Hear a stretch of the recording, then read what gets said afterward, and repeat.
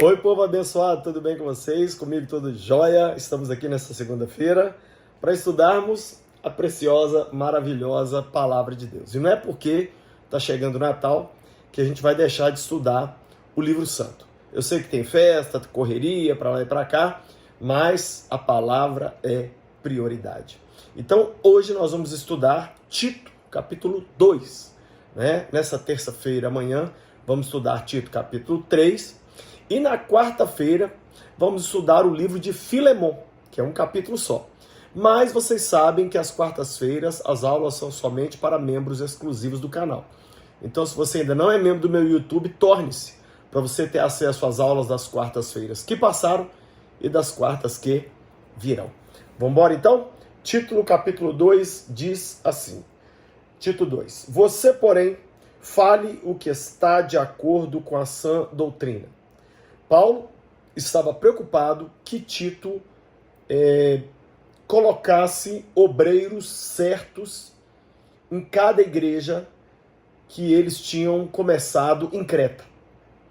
Então a preocupação de Paulo era que não somente os obreiros fossem gente ponta firme, mas que também o próprio Tito tivesse uma doutrina correta. Ele diz no verso 2, ensine os homens mais velhos a serem moderados, dignos de respeito, sensatos, sadios na fé, no amor e na perseverança. Então, não é porque Tito era mais novo que ele não poderia ensinar os homens mais velhos. Tinha que ensinar. E é interessante que Paulo começa dizendo que eles têm que ser moderados, né? Os homens mais velhos têm que ser pessoas assim, que têm um coração equilibrado. Nós temos que ter corações equilibrados. É isso que nos mostra aqui a palavra de Deus. Isso é um conselho para os homens mais velhos. Aí no verso 3 diz, semelhantemente, ensine as mulheres mais velhas a serem reverentes na sua maneira de viver, a não serem caluniadoras, nem escravizadas a muito vinho, mas a serem capazes de ensinar o que é bom. Então a mulher, ela tem que ser reverente, né? Ela tem que ser modesta, que é a mesma coisa lá do homem lá, ser moderado, né? Não pode ser caluniadora e nem tomadora de gole. Aí o verso 4 diz, assim elas poderão orientar as mulheres mais jovens a amarem seus maridos e seus filhos, a serem prudentes e puras, a estarem ocupadas em casa e a serem bondosas e sujeitas a seus maridos, a fim de que a palavra de Deus não seja difamada. É muito interessante que hoje muitas mulheres mais velhas, elas estão competindo com as mais novas, ao invés de ensinando as mais novas. Então a gente vê que muitas vezes a mulher mais velha, ela está querendo virar gatinha de novo, ir para a night. Não. Paulo está dizendo aqui que tem que ensinar a mulher mais nova a ser fiel ao marido, cuidar dos bebês, cuidar da casa, ser responsável pelo lar. É isso que Paulo está dizendo aqui, que Tito tinha que orientar os irmãos lá na igreja de Creta. Né?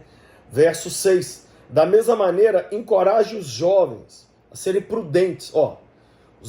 Os homens mais velhos têm que ser moderados, as mulheres mais velhas têm que ser reverentes, os jovens têm que ser prudentes. Isso aqui é tudo sinônimo, gente. Tudo é a mesma palavra. Está dizendo, vai devagar, seja equilibrado.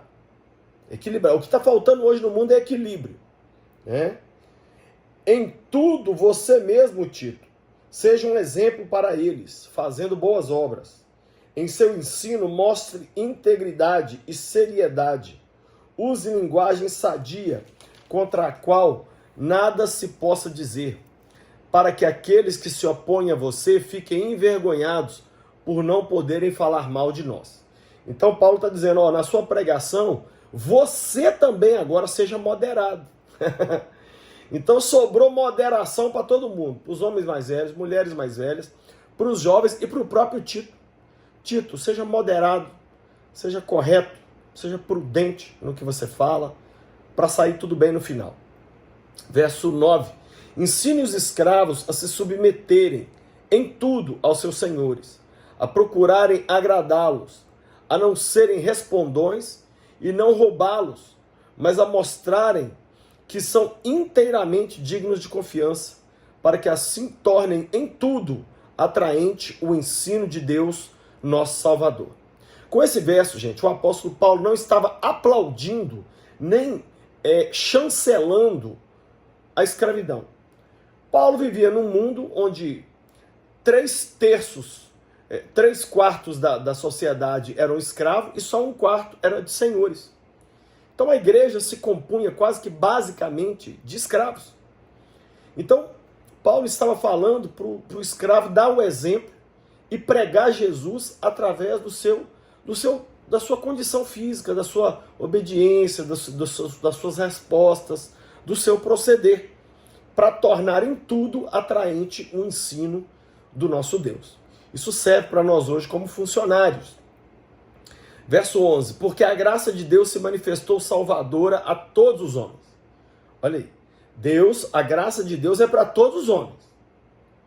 Mas não é todos que serão salvos, só serão salvos aqueles que disserem sim para essa graça.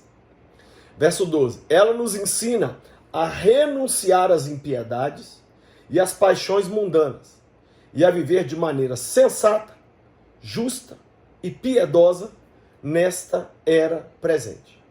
Então, a graça de Deus nos ensina a rejeitar o que é mal e a aceitar aquilo que é bom para vivermos uma vida justa, boa, agradável, sensata e piedosa nessa era presente, né? Enquanto aguardamos a bendita esperança e a gloriosa manifestação do nosso grande Deus e Salvador Jesus Cristo. Então, Paulo está dizendo, a graça de Deus se manifestou para todos os homens, ela nos manda rejeitar o pecado, abraçar aquilo que é bom, a piedade, a sensatez, né? Enquanto a gente aguarda a chegada do nosso Senhor. Verso 14. Ele se entregou por nós, a fim de nos remir de toda a maldade e purificar para si mesmo um povo particularmente seu, dedicado à prática de boas obras.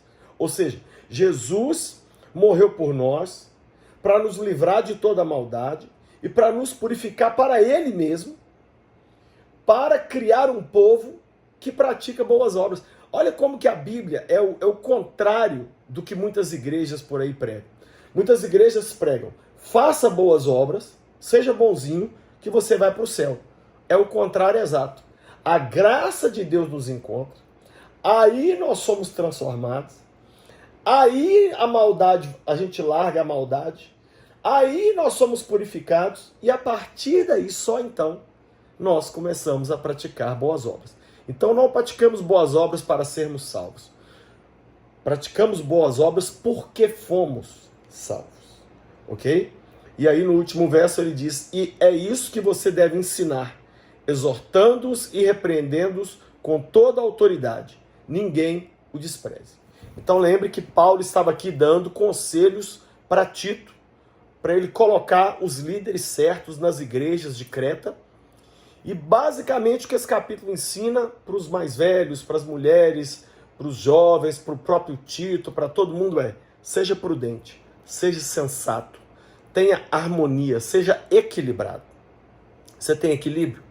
Você tem vivido uma vida de harmonia? Ou você tem vivido nos extremos? Deus o abençoe cada vida que me assiste e eu te peço que possamos viver uma vida, Deus, que glorifica ao Senhor. Nos livre, Pai, de sermos pessoas que não vivem pela graça, que não entendem que a vida tem que ser vivida com equilíbrio.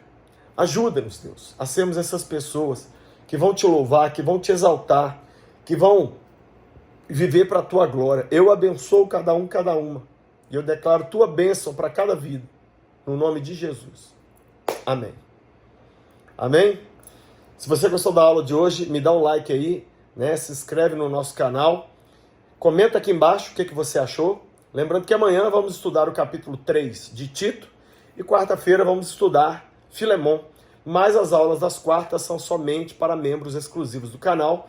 Então se você ainda não é membro do meu YouTube, torne-se membro depressa para você ter acesso às aulas exclusivas que passaram e às aulas exclusivas que virão, né? Quero que você também passe na loja do Lucinho e adquira livros. Olha esse, A Criança Digital, Como Criar Filhos nessa Época da Internet, Psiquiatria e Jesus, que é um livro que fala basicamente sobre como ser tratado psiquiatricamente através da pessoa de Cristo.